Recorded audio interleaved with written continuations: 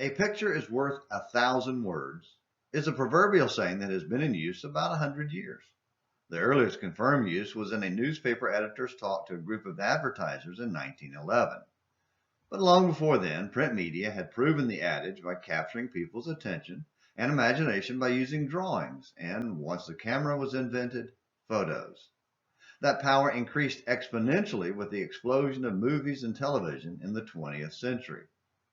That saying is also supported by recent photos and videos showing people in Afghanistan desperately seeking to escape the Taliban. That saying is also supported by the biblical description of Joab's murder of Amasa that we briefly mentioned a few days ago in a video called The Christian Revolution.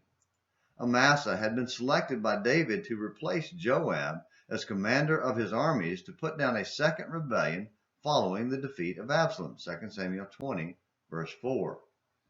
But when Amasa took too long getting the army ready, David turned to Abishai and Joab, 2 Samuel 20, verses 5 through 7.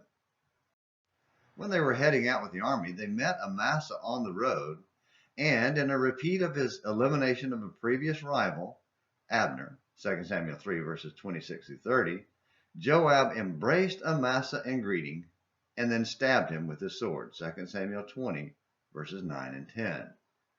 Here's where a picture is worth 1,000 words comes into play. At first, Amasa's body was just left on the road, and he wasn't even dead. The text says Amasa lay wallowing in his blood in the middle of the highway.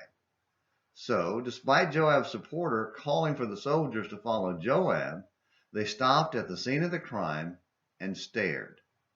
When the supporter realized everyone was stopping to look, he callously pulled Amasa's body off to the side and covered it up.